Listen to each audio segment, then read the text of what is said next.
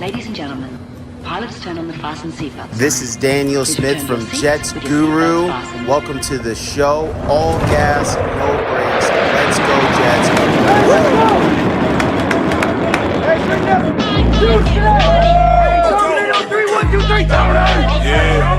I just poured water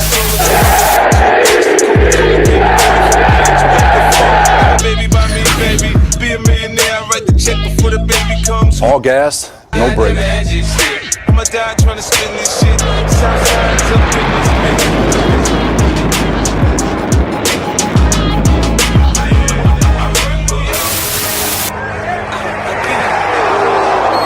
Let's make sure we play like the New York Jets.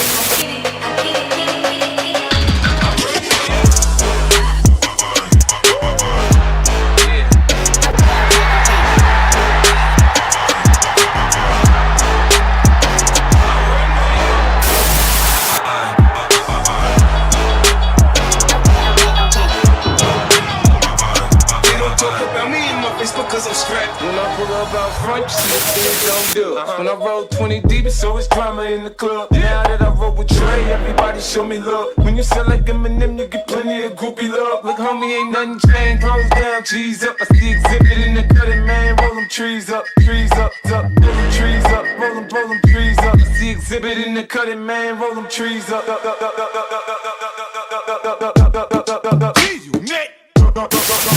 What's going on, Jets Nation? CJ the Painkiller D. Simone here. You are watching Jets Guru. Now, give it up for your host, Mr. Daniel Smith!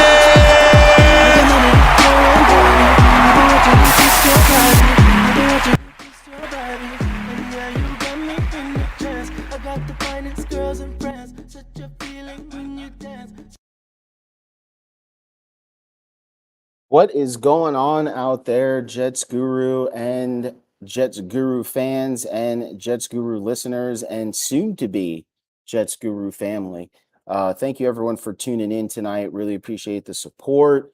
We've been off a few weeks, life kind of does that, where things pop up, you got to take care of those things. But we are still going to go through our off season like we normally do. Tonight, we're going to get into the offensive line, but just really wanted to say thank you to everyone out there for the well wishes. Everything went well with my procedure that I had to get done. Hopefully I won't have to deal with anything like this ever again. And then I can just move on from here, living that new life.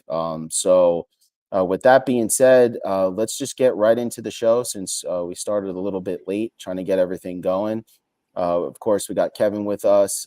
We might have Ramon from Guru Twitter joining us as well later on in the program. But, one of the things, Kevin, that I have been hearing is as the playoffs continue to go in the favor of the Bengals, there's been a lot of talk about the New York Jets and where they could potentially be next year. Now, we already know Jet fans and how their expectations fly through the roof. We saw this offseason and what they expected the Jets to be, ultimately what they were, which is a team that doubled up on their win total, which was the youngest team in the NFL, starting the most rookies in the NFL, but still did not stop the very lofty expectations of the fans. And we're beginning to see talks churn up yet again. And it's kind of throwing me off because the Bengals don't have a great offensive line. Joe Burrows is getting sacked a million times, but they're still able to win. And people are saying, well, that means the Jets are going to be a 10, 11 win team next year because why not, right? The Bengals are doing it. And I'm trying to remind people that just because one team does it doesn't mean all teams do it. And I've taken the liberty. I wrote an article a few days ago of teams that have ultimately made the type of jump that the Bengals have, and it is few and far between. There's very few teams that have 4 wins or less that turn it around the next year and become a playoff team. It's usually a 3-year process, and when you really look at it, the coach of the Bengals, Zach Taylor, is in his 3rd year of coaching the Bengals.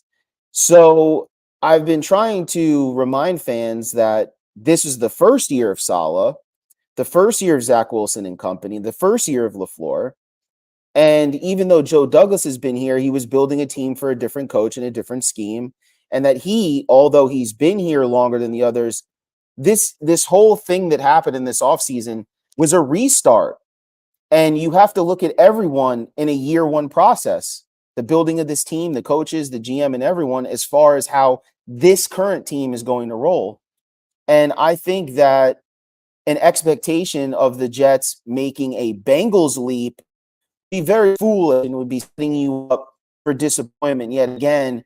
And my personal opinion is that the Jets should double up their win total. So the Jets, to me, should be a 7-win team. I think a 7-8 win team would be a great jump for the New York Jets. They've got 4 picks in the top 40. They've got cap money to work with. And I think that would be a more reasonable goal for the Jets than to say automatically that they're going to be in the playoffs and possibly more than that. What do you say?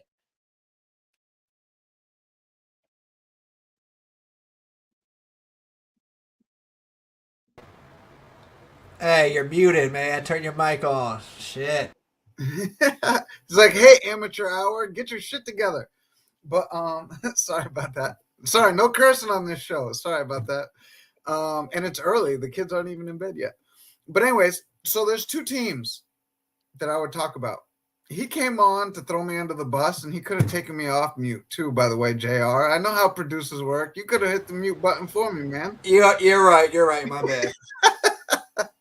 But anyways, 2 teams really close with young quarterbacks and young. The Chargers just missed the playoffs. The Bengals just made the playoffs. The Bengals were 10-7, right? They were just a hair over 500, and the Chargers were right there and just a hair under like 500. And the other thing I will point out is it's kind of like getting hot at the right time, being healthy, right? The Bengals last week still had Chase, still had T. Higgins, still had Joe Mixon, still had Joe Burrow. Like, it's nice to have all your weapons at the end of the year, right? They had think of all the players we had on IR, right? That last game was like not even a game, right? Like, we literally didn't have Crowder. We didn't have Berrios. We didn't have Corey Davis. We didn't have Isaiah Moore. Carter got knocked out with a concussion about 2 seconds into the game. Meanwhile, Burrow is still playing with everybody, right? So you got to have some luck. The other thing I would say about this is when I reference luck, he was in a division with the Baltimore Ravens without Lamar Jackson, without Ron Staley, like Baltimore lost half their team and Cincinnati stayed healthy almost all year, right?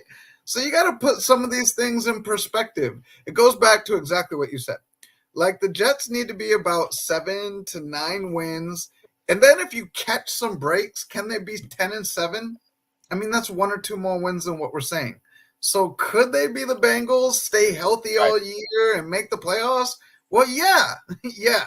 If all their draft picks stay healthy from last year's draft and this year's draft, and Josh Allen gets hurt the way Lamar Jackson gets hurt, well, yeah. Yeah, Lamar Jackson's an MVP, right? You lose the MVP in your division. Like, yeah. Could you catch some breaks? Yeah, it's not impossible. But I would say if the Jets are like the Chargers, where they saw some things the first year of Herbert, and then the second year, Herbert's not the problem with the Chargers, right? He's not the problem. Build up the defense, build up the offensive line. Chargers are going to be okay for a long time. So you can say, are we going to be like the Bengals? We could be like the Bengals. We could be like the Chargers. And those 2 teams aren't very different. They're not very different. Chargers can score with anybody. Bengals can score with anybody. And their defense stayed healthy. So I'd ask the Jets fans, continue to be patient, continue to expect growth, continue to add talent and free agency in the draft, and then kind of wait and see like how those things develop over the course of the year. And don't cry about like 8 and 9, 8 and 9 is very close to 9 and 8. This is a 1 game difference, right? 2 games difference from being 10-7. So I would expect the Jets to be in that ballpark, 7 to 9 wins next year.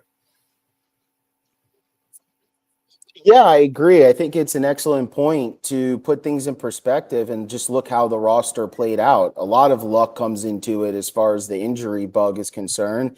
And I mean, literally, I forgot there's a snap count on how many the starting roster have played together, but it's not many. When you're missing, like you 90 or said, something. Davis Moore, Barrios, I mean, it's like your whole starting wide. Imagine the Bengals without Chase, without Mixon, without Higgins, without all these guys. There's no way they get into the playoffs, and there's no way that they make this magical run that they're on. So I think if you say we have a perfect season, where everything and it happens, right? Everything comes together. Sometimes it happens where injuries, just play, everything comes together. So I'm not saying it's impossible, but what I'm saying is have some clarity within your expectations for this team. That's all I'm saying. Even 9 wins is a huge jump for a 4-win team.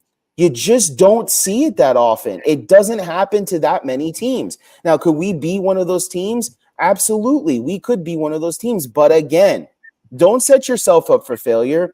You're telling me right now, if your quarterback, because Josh Allen did it, in Josh Allen's first year, he won 5 games. In his second year, I believe he won 9 or 10 games. Okay. So if the Jets have 4 games under their belt, their rookie year, and Zach Wilson comes out and he winds up winning 7 to 8 games and doubles his total and triples their total for as overall team over the last 3 years, how is that not a success? I don't understand that. Even if the Jets finish with 7 wins, how is that not a success compared to you're taking the necessary steps, gearing up into your third year for a playoff run? You would expect the Jets, if they won 7 games or 8 games next year, that they would be gearing up for a playoff run in their third year, with their fourth year being a deep playoff run, because that is also the year where you have to decide on your fifth year option for your quarterback. So you'll know very well what you want to do with Zach Wilson by that time and what you want to do by staff. And obviously, if they're a playoff team by then, you're probably going to resign and keep everybody there. There's nothing wrong with that. Why do we all of a sudden have to put the expectation, right, that the Jets have to make the playoffs next year? You got to remember, guys, Zach Wilson and Saleh and all these guys were not here for the 11-year drought that is the New York Jets. We can't throw those types of expectations on this team. You can't even throw those expectations on even Joe Douglas.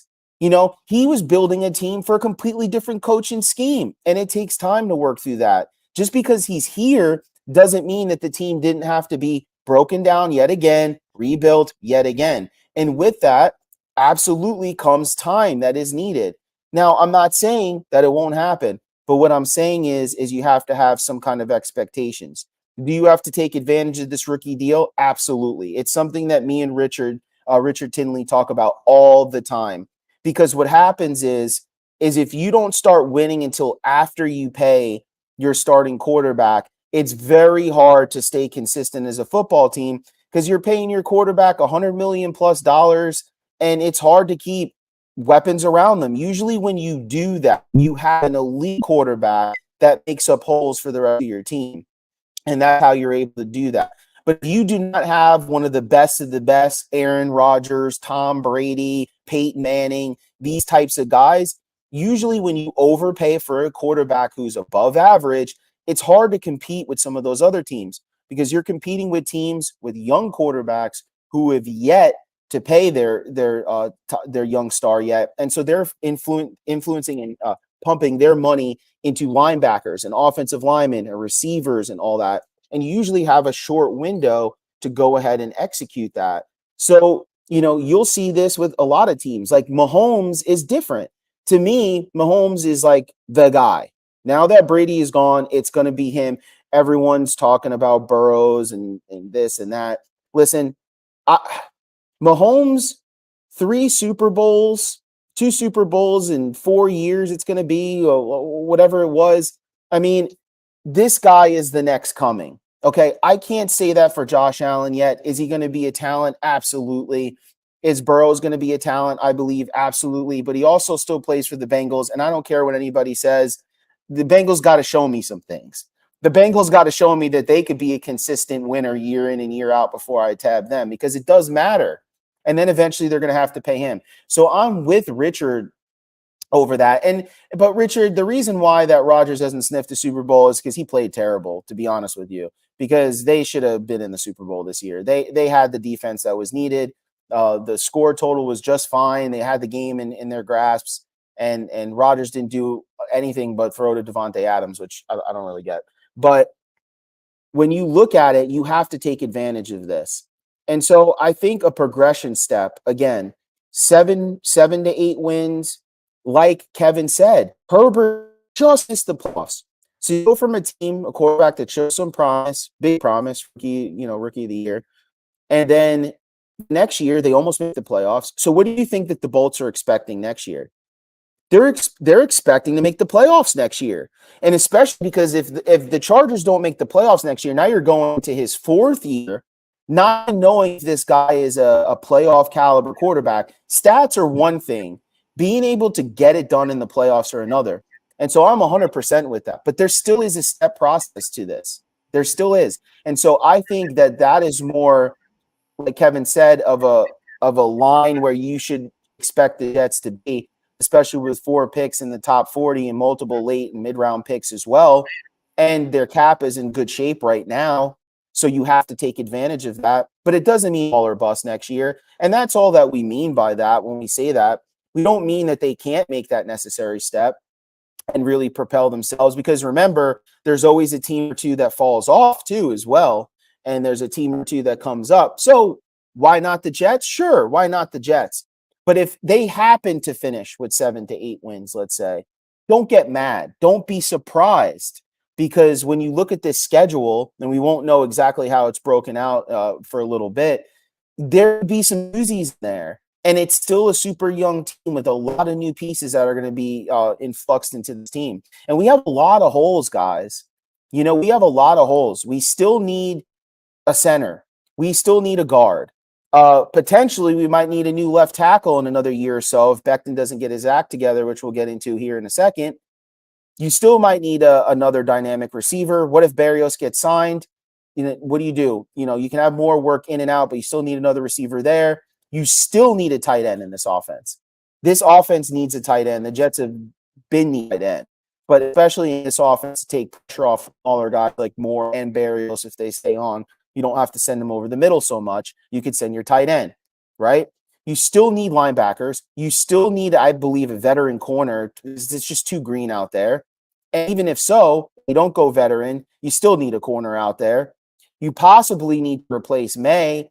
You don't know if Ashton Davis is going to be the answer. Your defensive line didn't get any pressure. I know Lawson will be coming back. I know Quinnen Williams is a headache because he gets double teamed, but he still needs help out there. Is Jonathan Franklin Myers the long-term answer? I don't know.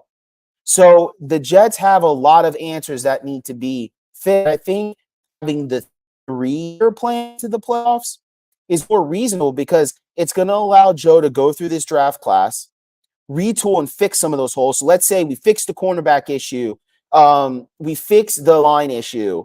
We fix some of the linebacker issues, right? But you still have some holes. Maybe you need some special teams fixed. Maybe you need another receiver. Maybe you still haven't found your tight end yet, but you're good enough to improve to double up on your win total, get to 7 to 9 or 7 to 8 wins. Then you have a real clear path of what you want to do going into your 3rd year. Your contracts are still under control. And then you have 2 to 3 years from there, right? Until you really have to start paying your quarterback big bucks, where you'll know, is this a Super Bowl caliber team? Is this a team that can make a real big run in the playoffs? Or is this a playoff team that still needs some help? So we have the quarterback that we want in the future. We sign him to a long-term deal. We still have a playoff team around him. We just might need a couple weapons or more time, or maybe a different opponent. Maybe we were good enough, but the opponent we played was just a little bit better. You look at the Buffalo Bills. The Buffalo Bills could have easily been a Super Bowl team this year. They could easily have beaten the Bengals in the playoffs. They just went into just an amazing game, an amazing situation where they were just going back and forth. Does that mean that the Buffalo Bills all of a sudden need to strip down and retool and this and that and the third? No. But the problem is, okay, they have coaches. They have front office people leaving. So it's more than just the players, right? It's hard. It's hard to build what the Patriots built. You'll never see that again. You'll never see it again. It was a combination of luck, it was a combination of skill, and it was a combination of a system that was built and put in place that people bought into. Because before they had to even start paying Tom Brady big bucks, which he often took less dollars to help the team because of the current situation he was in, supermodel wife, da da da da. You may not run into that again. What quarterback is going to turn down being a top 5 or a top 3 paid quarterback to be the 20th paid quarterback so that he can help his team? Not very few people are going to do that. Look at Matt Ryan and his situation and what's going on out there. Look at the Saints situation. They're in cap hell right now that Breeze is gone. And then your head coach leaves, and then you got to put in a new scheme. It is not easy. Okay. And we try to act like it is all the time. And we try to just think, well, the Jets, we just look at the schedule and we just look at our draft picks and go, this team should be a playoff team next year.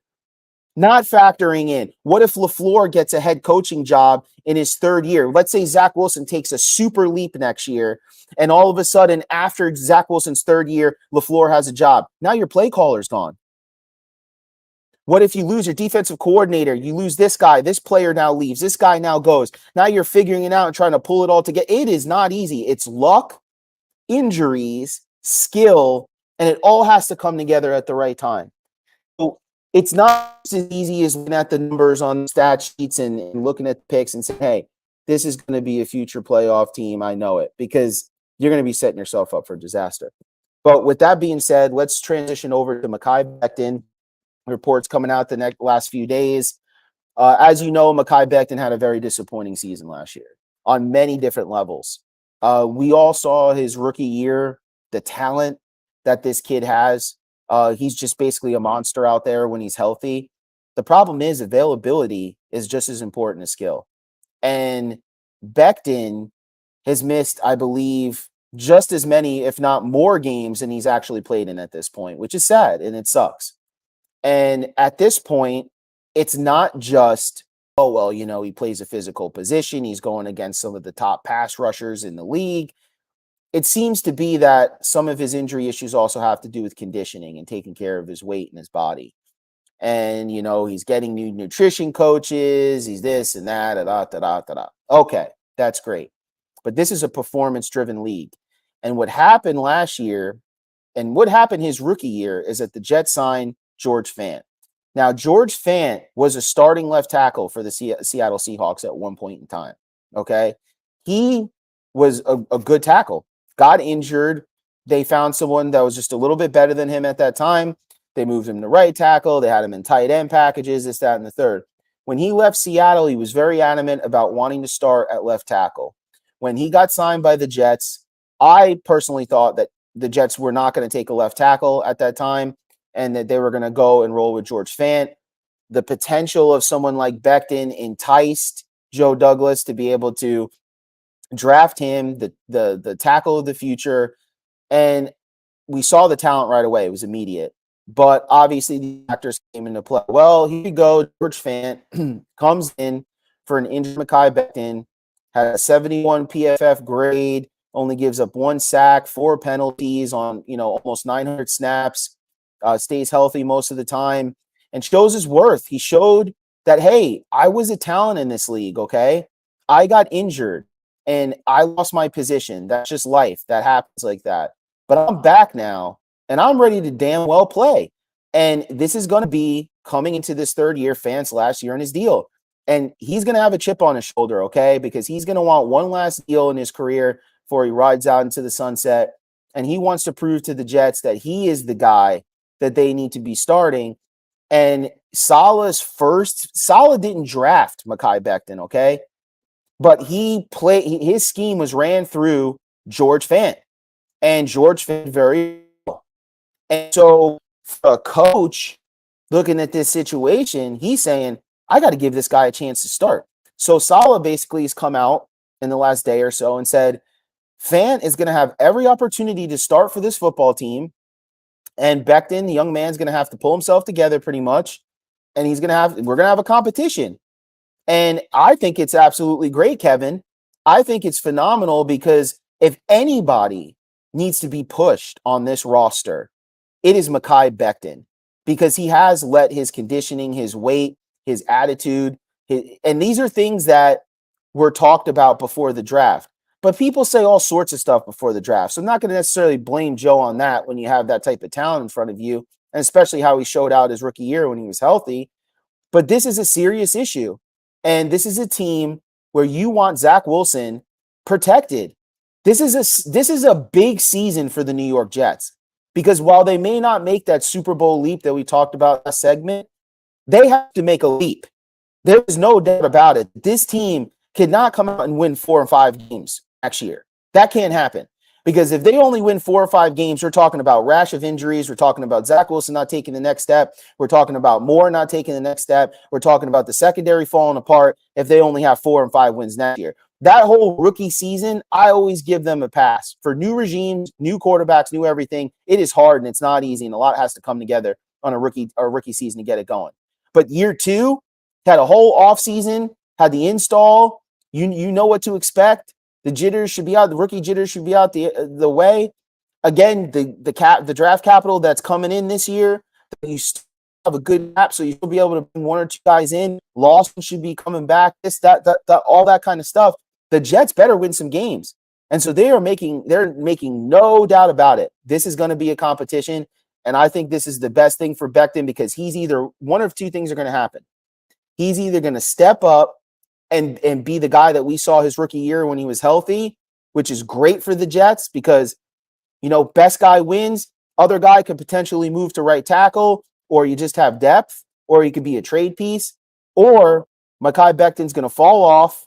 You still have George Fant there, which is great, but then you're looking for another left tackle. So what do you say, Kevin? I took myself off mute, JR. I did it all by myself, just letting you know. There's a lot. There's a lot of pressure on this offseason as a whole. And the funny thing is, we always talk about Zach Wilson, we talk about Joe Douglas, but they're not the only ones with a lot of pressure on them this year. And we've talked before about how that draft class, the first year of Joe Douglas, these guys were drafted for different schemes. There was a different vision on how we scouted, how we selected these players, because we expected them to fit in Adam Gase's offense and Greg Williams' defense. And players like Mims and Becton and Ashton Davis are now being asked to do totally different things than what they were drafted to do. And that's why a lot of people have been like, oh my God, that draft class wasn't as good as I had hoped it was. And maybe Bryce Hall and Bryce Huff and some of those guys are some of the few bright spots, Braden Mann and things like that. But now I don't have very many doubts. I was looking at the comments on if Becton is going to be good and did he get lazy and he was just happy to be drafted. I mean, he was working with the best trainer of offensive linemen in the NFL before he was drafted, while he was drafted, in the offseason. Like, he works with Duke Mayweather, man. Like, he is the best offensive line coach. And he came in the league, and now everyone's kind of following Becton's workout regime, which is kind of crazy. And, does he have some areas to mature? I mean, what was he, 20? Turning 21? I mean, he couldn't even drink when we drafted him. He's a kid. He's 22 years old. What if we judged you based on the decisions you were making when you were 22 years old, right? So do I think he's going to be – I think he's going to be really, really good. Do I know that it's going to be here? Is he a scheme fit? And some of these things, I think, for him to fit our scheme and what we do – and zone blocking and some of those things that are in the Shanahan's offense, like, he does have to lose some weight. He's not just a guy that can be an Orlando Pace. He's going to have to move more. He's going to have to get out in front more. He's going to have to do things different than he has to. And the Jets have set some expectations. And I think this offseason is going to be really, really interesting. Is he going to move to right tackle? I don't think they're moving Fant. And from what Tony Pauline, if you believe Tony Pauline, I know some people like him, some people don't. I mean, they said the Jets are already working on a contract extension for Fant. Fant had a post on Twitter this morning, says that he expects to make the Pro Bowl next year. Like, he wants to make a run at the Pro Bowl next year. He should want to make a run at the Pro Bowl. I think he only let up 1 sack as a left tackle. So, put that over your head and go work out and get your trainer and your nutritionist. Shoot for the Pro Bowl. And I think Becton should do the same thing. And for everybody worried, can he play right tackle? Can he not play right tackle? Jack Conklin and Tyler Lewan, were pretty good. 2 first-round picks on the ends, If they end up moving Becton to right tackle, they got Trent Williams and the guy Staley for the 49ers, right? They just took 2 stud tackles and put them out there. So if Becton goes out to right tackle, I still think the Jets are drafting offensive line high. I don't know if it's going to be number 4. I don't know if it's going to be number 10. I don't know if it's going to be number 35. I don't know if it's going to be number 38. But if they draft another offensive lineman, all of a sudden you have Fant, AVT, first or second round pick, and Becton on your offensive line. Now, one of the things Guru talked about before we came on live is, do we need some depth? Well, yeah. We need another Morgan Moses that we picked up who could pinch hit and step in and start and almost have no drop off and play. And Feeney was a stud center. It shocked me because he was terrible in the preseason. But he stepped in at center and played really, really good in the run game. And we need another LDT who we picked up from Kansas City to be a backup. Not necessarily a starter. I'd like to have him as a backup to back up both guards, like we had Alex Smith right before he got injured and lost for the season. And Clark, we lost him before the season even started. So now we probably need 4 backups. It'll be a mix of draft picks and free agents. And we're going to draft another starter to go with Fant, Becton, and AVT. So this offensive line, Joe Douglas is never going to stop adding to this unit, both front and back, right? Starters and backups. And we got to solidify the offensive line. So I know Jets, I haven't even looked at the comments, and I can already predict this will be here either tonight or this morning, and be like, he can't always spend these high draft picks on offensive line. I read this on Twitter all the time. Why do we got to spend so many resources on the offensive line? It goes back to the very first point that we had tonight, man. We need Zach Wilson to be successful, and more time to throw, more time for players to get open is how he's going to be successful. They need to put him in an incubator and make it easy. Make the game easy. Lamar Jackson's game of running and make simple reads that he still uses to this day, make his game easy with 3 Pro Bowl offensive linemen like he has. Give us 3 Pro Bowl offensive linemen and help him be successful. The Bills spent a lot of money with Mitch Morris and a lot of high draft picks. So I expect Joe Douglas to do the same thing. Whether, Becton's either going to work out or he's not going to work out. Could he get traded because they don't think it's a scheme fit? Maybe. It's just like the Mims situation. Could he get traded? Because it maybe. But I think they've given him a regimen, just like you said. Work on your nutrition. Get better in these areas. Get more flexible probably so that you don't suffer some of those injuries. Get more athletic. Get leaner in these areas. Get stronger in those areas. And let's wait and see what happens. I don't think writing off a 22 or 23-year-old, I don't think that's a mature way to look at the situation as a fan base. And be like, oh, I always knew. The other thing that I hate, I always knew he was too fat or he was too big or all these things. Here's what I'm going to tell you. Every single Jets fan, and you read this and some of you write this, okay? This is the new NFL. You sound like, and I wrote this earlier, you sound like your dad when Refrigerator Perry came in and you were like, 300 pounds. Oh my God, there will never be another 300 pounds. 300 pounds is too fat. And now the NFL, everyone's 300 pounds. There's literally Neil. He's probably going to be the number 1 pick. He's going top 5.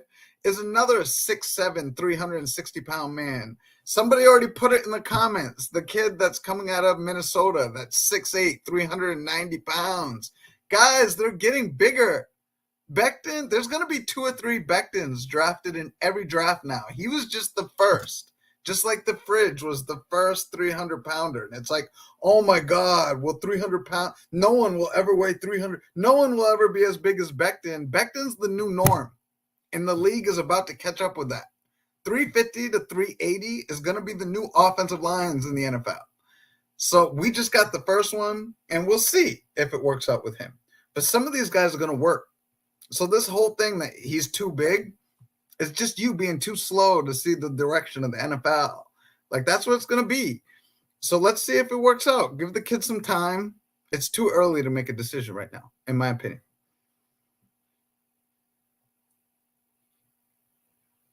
Uh-oh. Did he freeze? Trying to Oh, unmute. there you Yeah. are. There you go. No, I mean, I unmuted myself as well, but I agree 100%. And it's weird because we sit here and usually, Kevin, when we go through our offseason, Jets Guru special, and we get to the offensive line, usually every single position and be like, the Jets have to upgrade here, they have to upgrade there. But what if I told you that the Jets offensive line was the 11th rated offensive line by PFF this past year? It would blow your mind because you would think, oh, well, how is that even possible? We only won 4 games. But the Jets actually played pretty well as an offensive line unit after the first few games. And you got to remember, too, Zach Wilson was holding on to the ball early. He was trying to extend plays. He was trying to do these different things. Once Mike White came in and the Jets kind of adopted a scheme where get the ball out of your hand quickly, get the ball into the hands of your playmakers. And then you saw LaFleur, how he used Moore and how he used Carter in the run game, and even Tevin Coleman when he came back from injury. Like, the Jets just were better offensively. And there was a stretch there where the Jets were the best offense in the league for a few games there. So usually we're used to saying, well, the Jets need to just get a better offensive line. And I've been seeing that even in the chat groups recently but if you look and you dig a little bit harder individually and even as a unit, these guys played a lot better last year. So Joe is not going to have to use as much capital. Like, I see people saying, well, we should go offensive line, the 2 top picks. No, there's no reason for it. There's absolutely no reason for the Jets to go offensive line the first 2 picks. Now, listen, the Linderbaum kid, if he happens to drop, which he possibly isn't, centers usually don't go that high. He's on the smaller side, which centers usually are anyways, but he's on the smaller side. He's got a ton of potential. I think in the Jets type of scheme where you do need linemen to get to the second level, if he does drop, the Jets are going to probably take him because the Jets need a center. But McGovern played very well last year. I don't want to see him back with the Jets, but it is what it is. He played better, 75 overall PFF grade. Moses was over 70. Fant was over 70. Vera Tucker in his rookie year is at 67. Even Van Rotten, who's his issues, was around 67. So I think the Jets can improve at center long term, definitely get a guard, but that doesn't mean that the Jets have to use those top 2 first-round picks on offensive linemen. I think the Jets are most likely going to look at defense going there. If there's someone there, I know there's discussions about certain corners, which we'll get into when we do the cornerback situation and pass rusher and things like that.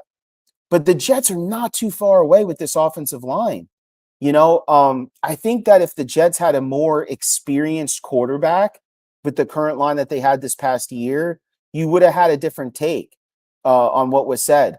They had a rookie quarterback who had issues making decisions early in the part of the year, making a lot of mistakes. But this unit is not that bad. And I think if you somehow, I don't know if they're going to be able to return get the services of Moses. I'm not really that sure if they're going to be able to do that. And listen, the sacks allowed thing also could go down to your quarterback as well, especially with Zach and extending plays / holding the ball too long when you have a young quarterback. So that's one thing. They also had a lot of injuries, a lot of in and out. But overall, as a unit, this team at the offensive line pretty good. So if you can retool at center, retool at guard, I think that you could do a lot of different things. And again, you're going to have the option to do that. You're going to have 4 picks in the top 40, and that's not talking about your mid and your late round guys as well. There's also a few free agents out there, that you could go and you can go ahead and look at.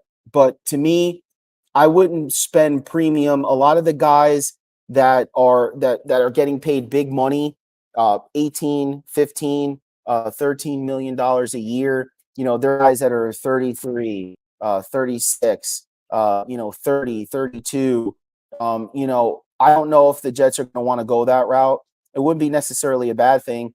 I know Dervinay came over. A lot of people liked him. He's going to be a free agent. He was making $1 million a year. So the Jets have a few different options. To me, the Jets are more in a power play situation when it comes to their offensive line. Because Fant played so well, you want to hope and you want to bet that Mekhi Becton somehow gets his act together. Because if he does, it just gives you a host of options. Because even though Fant wants to play left tackle, let's say it's really competitive in camp, but Becton just clearly just the better talent, whatever. And you're like, we're going to go with our young guy. That doesn't necessarily mean that Fant can't play right tackle, because he played right tackle, and you could still be a Pro Bowl right tackle. And if you don't, let's say, restructure your deal, right now, if you play lockdown, you could promote yourself to a host of teams. Not only did I play, in my opinion, Pro Bowl level left tackle for the Jets, I also played Pro Bowl level right tackle. And that could give you a lot of wiggle room to do a lot of different things, including joining a contending team if you want to win a Super Bowl, because you could play either side. And so it gives you options where if a team has a left tackle, a team has a right tackle, you could still go ahead and join the football team and still be a contributing member at a high level as a starter and for your last contract of your career. So you can all of a sudden take Becton, put him at left tackle, have a Pro Bowl type level guy there. All of a sudden you have a right tackle, Pro Bowl right tackle in Fant there. You don't have to pay the extra money to return the services of Moses. You can use that money to maybe pick up one of the free agent guards that are out there, or possibly a center. And then you also have AVT that's on Becton's right side, which if they could get that together, that is going to be a monstrosity of a running game on that left side. So an end protecting the blind side of your quarterback. Listen, this is a power play for the Jets right now. I know it seems bad. I know it seems, with his weight issues, it seems like there's a little bit of uncertainty, but I'm telling you right now, I trust Joe Douglas. I trust the fact that he is able to draft well. He's able to make draft day trades. He's able, as we throughout his time here, being able to find, free agents at a very low cost to come in and contribute. So he knows that the offensive line is a priority. And how do I know why? He spent the last 2 years overhauling it both times. So this guy cares about the offensive line. He knows what it's going to take to get Zach Wilson where he needs to be. So I'm not concerned at all with Joe Douglas handling this offensive line. I have no doubt that you're going to see improvement at the center and the guard position. My computer is actually dying, so it's I don't have my charger here. I'm downstairs, and so we can't get into particular names, but we will bring some more names out as the season gets going and as we get closer to the draft on when we do our draft picks on what guys we like there. But the Jets are at a power play right now, Kevin, and it just gets me excited because if you were already the 11th best line and you're losing guys like, no offense, but if you're losing guys like McGovern or Feeney or Van Rotten, then I'm okay with that because we still have AVT. We still have George Fant. We possibly still can sign Moses. It's not like that's off the table. And right there, you have your left tackle, your left guard, your right tackle. And I could before McGovern's year this year, and before Van Rotten became just an average player again, we were talking about getting rid of McGovern, getting rid of Van Rotten. And so I'm not concerned because the guys that I actually want to keep, they're going to be here next year. And those are the guys that played at a higher level. And hopefully Becton gets his act together. And then we have the capital to bring in that center, to bring in that guard through free agency, through draft, through later rounds, and start building this depth out to where you don't have to overpay for guys like Moses, let's say, or doing in a big name like we've discussed every year, like Sheriff and all these type of guys. You're overpaying for a guy where his best is probably 2-3 years ago or things like that. We don't have to do it. We could spend it in other areas, which we discussed earlier, tons of needs on the Jets roster. And so as far as the offensive line is concerned, I think that I expect the Jets to have a top 10 offensive line next year. That is my personal opinion. I think the steps that AVT will take, the young guys that will come in who will ultimately be better than the ones that were here, and the emergence again of Fant, Becton, and then if you do retain the services of Moses or you just move Fant over, I think that this line has an opportunity to be top 10 because, again, Zach Wilson's second year, same offense. So they're going to know the offense. So they're going to be better. They're going to be more prepared. They're going to be sharper. They're going to be faster. They're going to know the zone blocking system yet again. So I expect the line to be crisper. I expect them to be better, stronger up front. And I think it's going to be a good year for them in this offensive line, Kevin. Yeah, we got to do well in the draft. I know we're running out of time, but there's a lot of pressure on Joe Douglas and the coaching staff to make the right picks, work together, and fill those holes in the scheme. You talked about it. Linebacker, safety, pass rush on defense, and on the offensive line, I'm sure we're going to add pieces there at tight end, and then we still got holes to fill at wide receiver, and we might add another running back. So the Jets got a lot of holes to plug. There's a lot of pressure, but it's going to be fun to watch how the offseason unfolds again for the Jets. Absolutely. And again, I think the pressure for Joe here is that this team is going to have to show that they're better than a 4-win team. The Jets are going to have to be a 7 to 9 win team for people to justify everything that's going on. And if the Jets can take care of that, they're going into their third year with a lot of expectation and a lot of excitement. And then who knows, guys, right? Maybe we will be that surprise team again. 1 or 2 comes up, 1 or 2 comes down. Maybe we are that team that goes ahead and does that. And then we're sitting here going into our third year saying maybe they can actually make some noise in that third year instead of just trying to get into the playoffs that third year. But thank you guys for tuning in so much. Every Thursday night, 8 p.m. Eastern time. Sometimes we start a little early, a little late. It happens. We're not perfect, but we're getting there. We're, each and every day we're getting better and better as a unit. Hopefully, we get to see you guys real soon out in camp, and the months and the days are going to get going.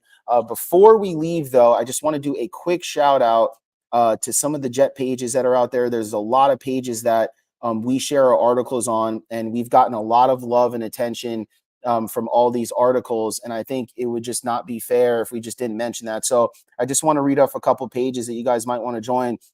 One Team, Our Team, New York Jets Infinite, True NFL Jets Fan Zone, South Florida New York Jet Fans, Die Hard New York Jet Fans, New York Jet Fans United, New York Jet Zone, New York Jets End Zone, Live Rounds, Tuskegee Jets, New York Jets Nation, No Fly Zone, Jet Up, No Tank Zone, New York Jets, Jets of New York Jets All Day, Real Jet Fans, New York Jets 24/7, Old Time Jet Guys, New York Jets We the Best, Jet Life 1968, Play Like a Jet, New York Jets Discussion Group, Jet Life to the Next Life, Those Damn Jets, No Drama, the largest group of incest Jets fans, New York Jets Hub, Gangrene Germany, Jet Life Weekly, 757 Jet Fans, We Are the New York Jet Fans, Jet Fly or Crash, We Are the Jets Real Talk, Greenhouse Jets Football, New York Jets No Fly Zone 24/7, and oh yeah, Jets World, the one that we have. So I just wanted to give a shout out to those pages. You can run it back, try to check them out. We post there as well. They have a lot of great stuff on there. Remember, we're not here to take over anything. We're just here to get our little piece of the pie and hopefully inform everyone and give our take about the New York Jets. So thank you so much. Thank you for all the love. We'll see you next week. Check the message boards for new write-ups from all of us. And please check out @GuruJets on Twitter, where our boy Ramon runs our Twitter page each and every week. If that's a place that you love so much. Shout out to JR, our producer, who puts together a great program with all the bells and whistles that you see each and every week. He's a valuable member of this team, and we couldn't do it without him. So thank you so much. Have a great week. See you later. Let's go, Jets.